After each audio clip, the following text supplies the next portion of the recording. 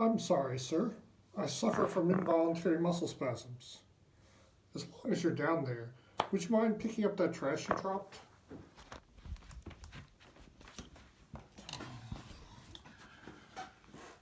Today, I'm going to review the Advanced Dungeons & Dragons Player's Handbook. I originally bought this book on the same day I bought the Zeb Cook Expert box set. Because it says Advanced Dungeons & Dragons, I thought it would be too difficult for me, so I got the other one first.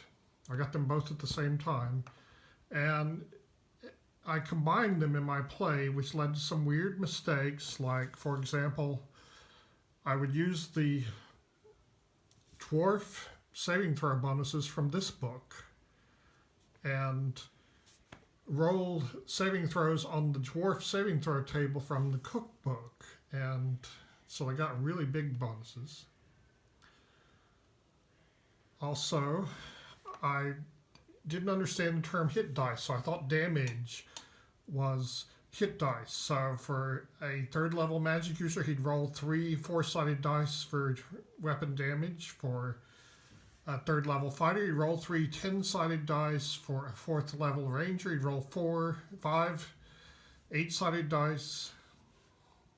But after about 3 months, I completely converted over to first edition Dungeons and Dragons. So let's open her up, take a look.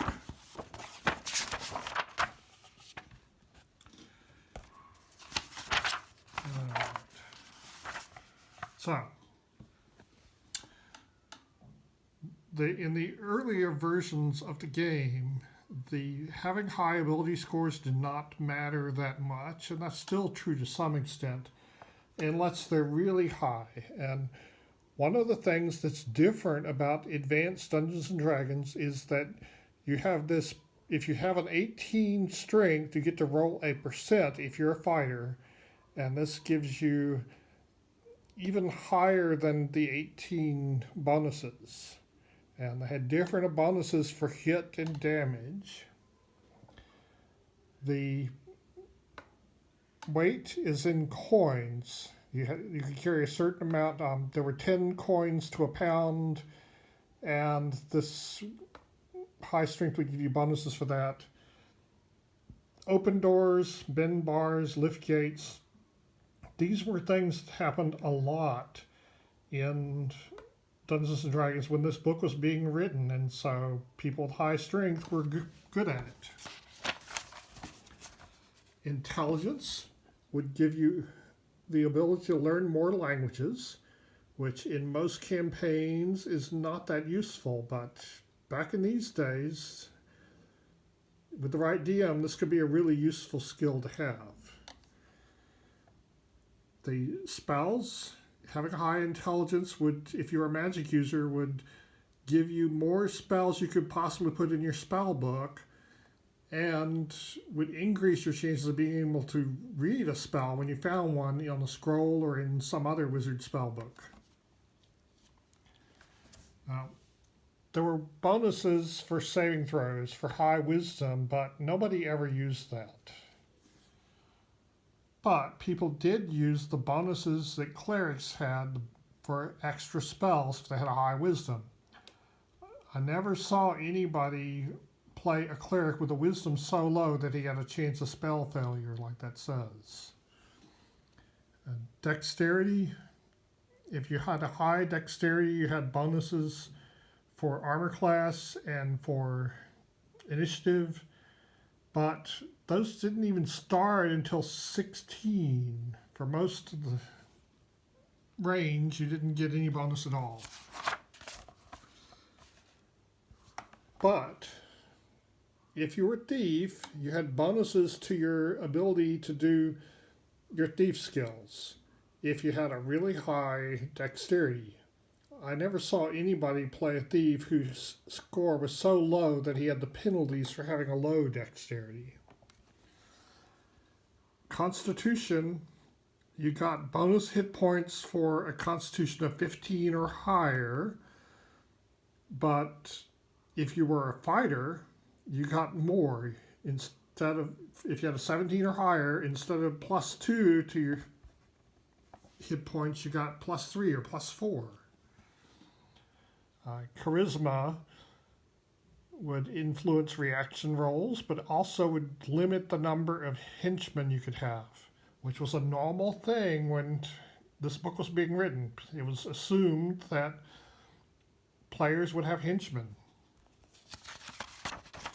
Now, one thing that was different about Advanced Dungeons & Dragons over the previous versions is that class and race were now separate. It used to be that if you were a dwarf, you were a variation of fighter. Same with halfling. Elves were always a hybrid of fighter and magic user. But now, those two are completely separate. You can be a dwarf fighter, or you can be a dwarf thief. You could even be a dwarf assassin. But there were level limits. Different level limits. There were different classes that you could be for different races, and different level limits for different class races. And the compensation for that was not only infravision, which most of the non-humans had, but also you could be more than one class at the same time. Just as elves were always a hybrid of magic user and fighter, now dwarves could be a hybrid of fighter and thief. So dwarves are really good at saving throws. Elves have the advantage of being able to be hybrid fighter and magic user, and they can cast magic user spells while wearing full armor. Gnomes were able to be multi-class illusionists. That's why you would want to run a gnome. Half-elves you would want to play because they could be a combination of classes that no other race could be. Halflings used to be a not-so-good fighter, and now they're really good thieves. And half-orcs were good at being multi-classed assassins. Now, there were minimum and maximum strengths, or minimum and maximum ability scores, actually. And so you couldn't be a dwarf unless your constitution was at least 12. But one thing that was really odd about this is that there were different maximum strengths for females than males for the different races.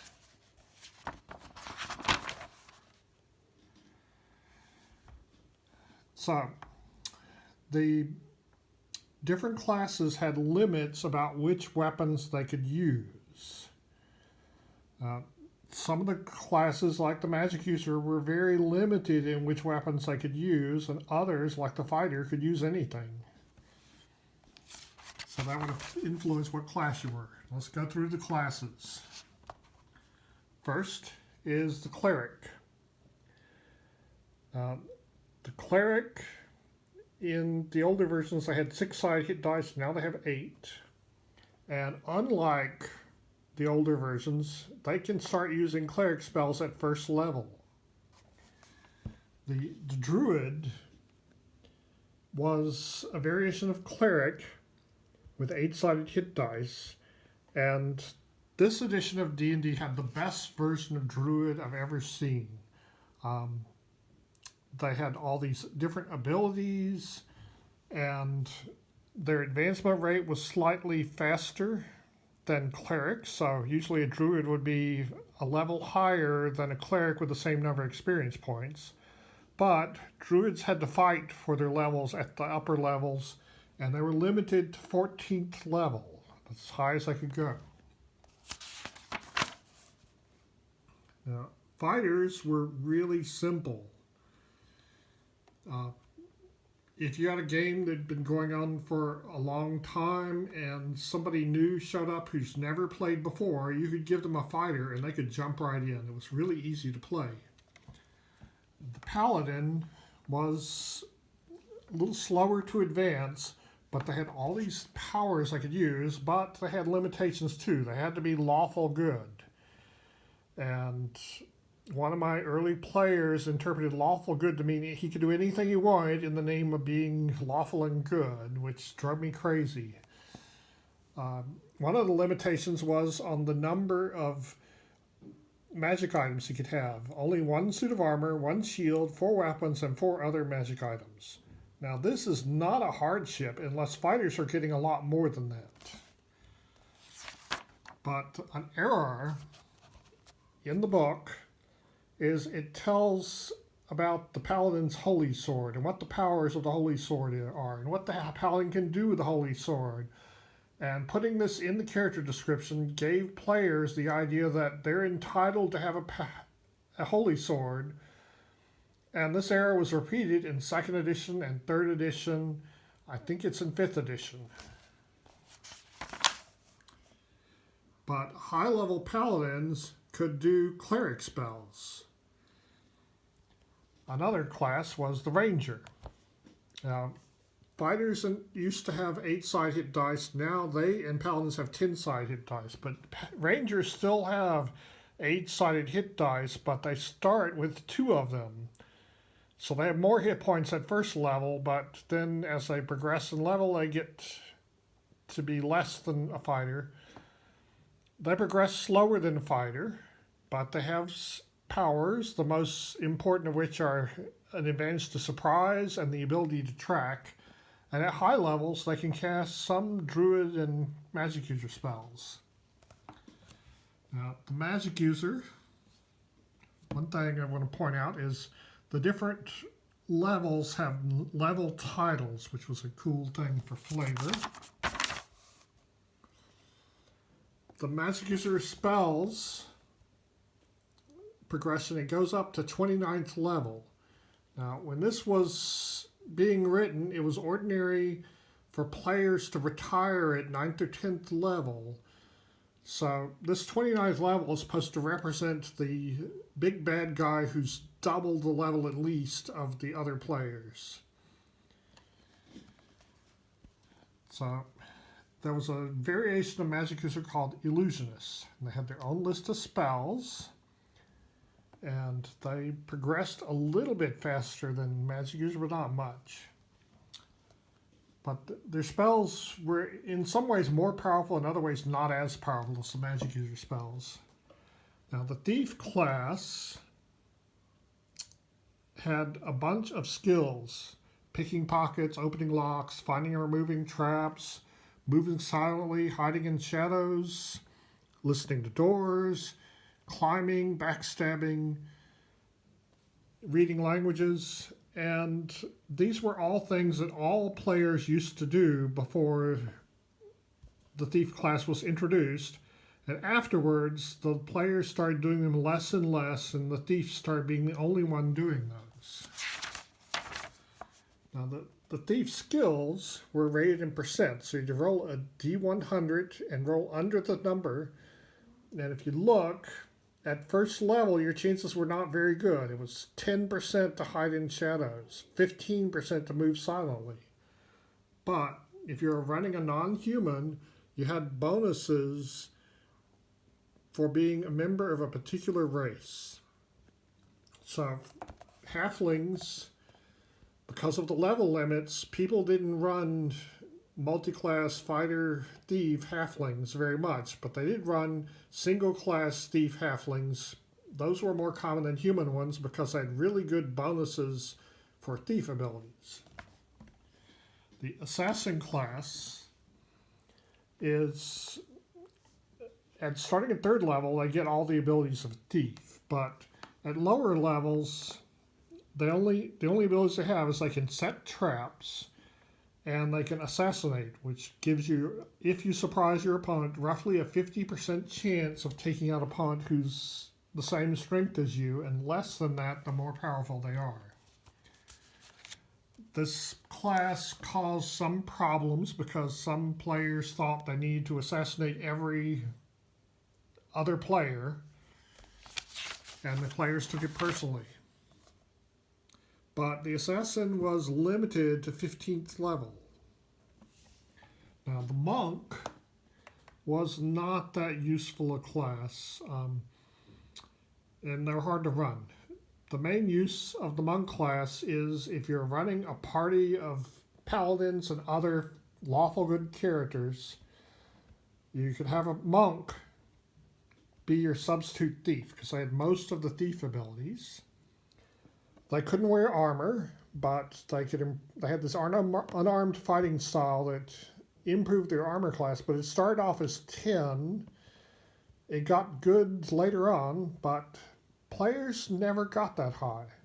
It took a lot of experience points to advance as a monk, and their unarmed fighting style started with 1 attack per round at 1 to 3 points of damage, and they had a whole bunch of other abilities, which was a lot of things to keep track of and confusing to run.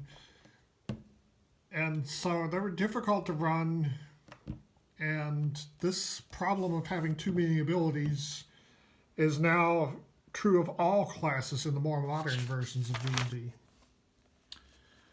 So if you were playing a non-human, you would probably want to be a multi-class character. You'd run 2 classes at the same time. Fighter Cleric was not run that very often because people who wanted to do that would usually run a Paladin instead. But Cleric, Fighter, Magic User, and Cleric Ranger, which only half-elves could be, were good things if you had a small party and you need somebody who could do multiple things. Same with Cleric, Magic User, half-elves only. Cleric Thief is half-orcs. Cleric Assassin, also half-orcs. Fighter Magic User allows you to act like a original D&D elf with both a hybrid of fighter and magic user, and you can cast your magic spells while wearing armor. Fighter Illusionist was a variation of that for gnomes. Fighter Thief, every non-human race could be, and it was more common for dwarves or elves than it was for halflings because the level limits were too high. Fighter Assassin is half-orcs. Fighter Magic User Thief is a good combination for magic user or for elves and half-elves. Magic User Thief is good for elves, and Illusionist Thief is gnomes. If you were human, you could start one class and then switch classes and become something else. And you had to not use the abilities of your old class until your new class exceeded your old level. So you could be like a fighter, and then when you got high enough level that you wanted to switch, then you could become a magic user. You'd be a first level magic user with 5th level fighter hit points, which would allow you to survive long enough to become a 6th level magic user, 5th level fighter, and then you would continue to progress as a magic user. So let's get into equipment. The equipment list is really long. It covers 2 pages. And part of the reason for that is there were a whole bunch of polearms, way more than there needed to be.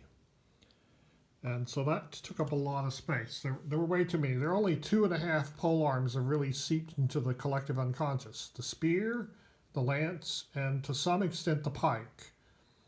Of the others, you didn't really need the Bardar Sheath or Bec de Corbin. The only really useful ones are the halberd, which does more damage than any of the others. The Ransor and Septum allow you to disarm opponents, and the Ransor and Lance allow you to unhorse opponents. But the most useful part of the equipment list is this part here, the miscellaneous equipment and items. These are the things that are most important to success in the dungeon, and a big part of original D&D was picking the right things to bring. If you didn't bring but one rope, and you use that rope to climb down the cliff, when you come to the next cliff, you don't have a rope to do that with. If you didn't bring enough sacks, you can't carry all the treasure back with you. All these things are on here for a reason, and they're useful. So it's a very important part of creating a character, but it can be kind of tedious waiting for people to pick their equipment, especially if they're new to the game with an equipment list this long. Now, one thing that's different about Advanced Dungeons & Dragons is that different the weapons did different damage against larger than man-sized creatures than they did man-sized or smaller. Usually the weapon did more damage against the large creatures, but some of them did less. Another thing about first edition is we had these armor class adjustments that weapons would do bonuses or minus against certain kinds of armor. So this made make a big difference which weapon you used. I'm told that Gary Gygax's intention with the pole arms was that those would be used by the orcs and goblins, and the players would use swords. But which one they use would make a big difference here. Another thing different is some of the missile weapons would allow you to fire more than once per round. The bows would allow you to fire twice per round. The heavy crossbow once every other round, and the darts would allow you to throw 3 of them around. You couldn't throw them very far, but if you're a magic user, it's one of the weapons you're allowed to use. It didn't do very much damage, but after you cast your one spell, it was handy to start throwing darts.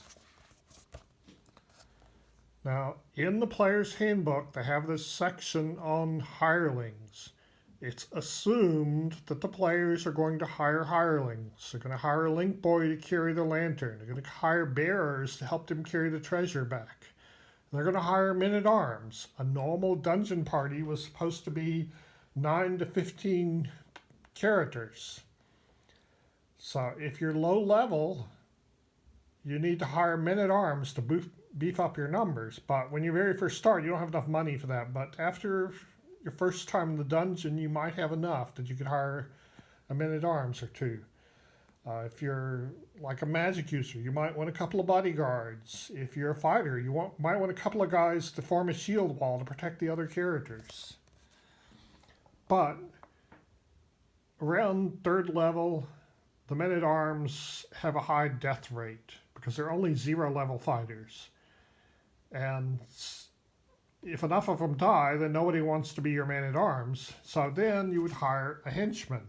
A henchman is a 1st level character with a class, and you have them be your assistant. You have a henchman instead of a link boy now. And when your main character dies, you've got a henchman ready to be your new character. Now, it goes into the spells. For clerics, there are 7 levels of spells, with 12 1st level and 10 7th level. Druids have a different list of spells. There are some spells in common, like Cure Light Wounds is a 2nd level druid spell and a 1st level cleric spell, but some spells are unique to druids. For instance, Heat Metal is druids only, Fairy Fire, druids only. Magic users had the best list of spells. They had 9 different levels of spells with 30 1st level spells, ranging up to 12 9th level spells. So they had a lot of spells. So they were the very best at doing magic.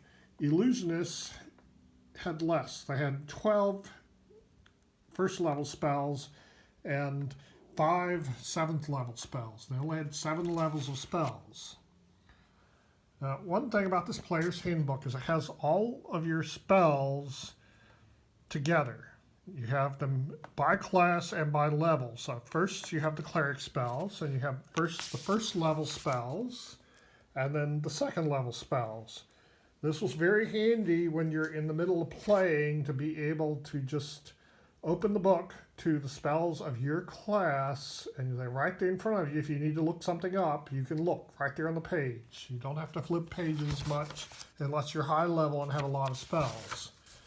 But one problem it had, if I find that, one problem that this had is that there would be some repetition, that Dispel Magic is both a cleric and a magic user spell, but under magic users it says, except as noted above, the spell is the same as the 3rd level cleric to Dispel Magic. So you had to flip back and forth if you were using a spell that some other class could use also, and it wasn't listed in your class.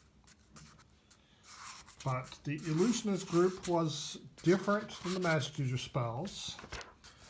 Some spells had in common. For instance, Phantasmal Force is both a magic user spell and an illusionist spell, but it's first level for illusionist and third level for magic user. But some spells, like improved Phantasmal Force, Spectral Force, and improved invisibility, were for illusionists only. Now, when you got to be a high-level illusionist, instead of memorizing a 7th level illusionist spell, you could choose instead to memorize 4 first-level spells. From this list, which includes all the most useful magic user spells, there's this kind of a precursor to Vari's Mnemonic Enchanter, which came later.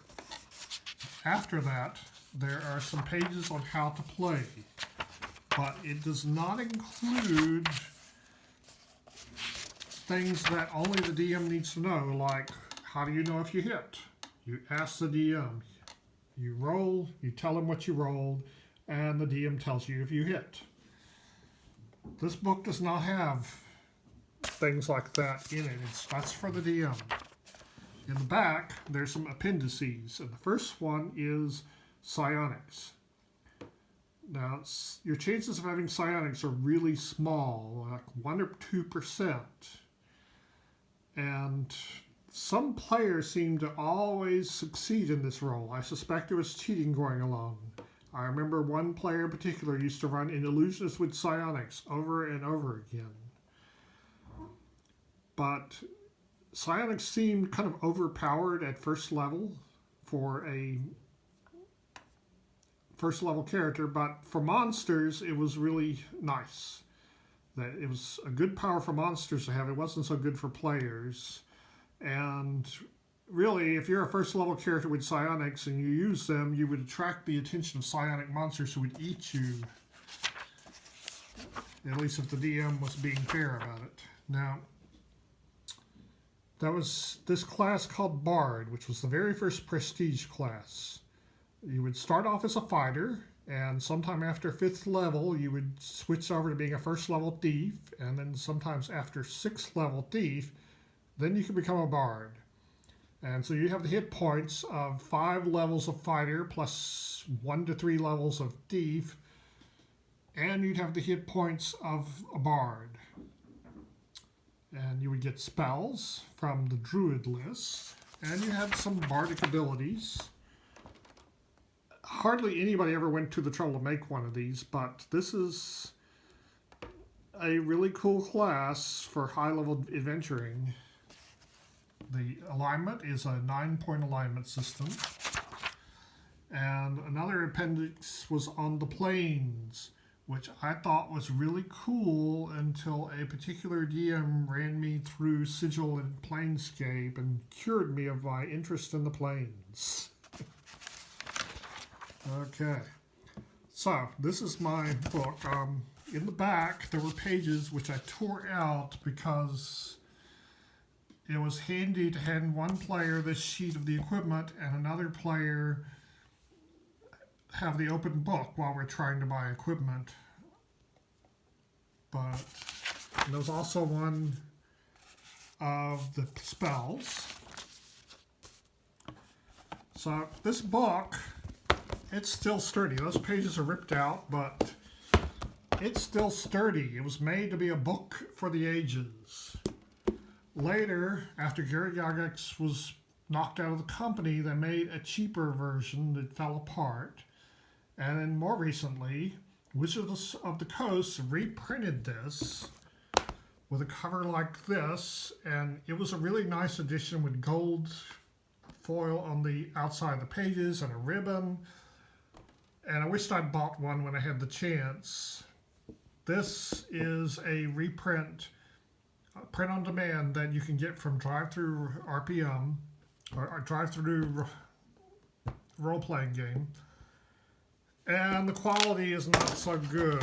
Mine fell apart, as you see, and I had to patch it back together. But slightly cheaper than that, you can get Ulsric, which is a retro clone of Advanced Dungeons & Dragons First Edition, or Advanced Labyrinth Lord also simulates to some extent Advanced Dungeons & Dragons. So, I hope you find that helpful.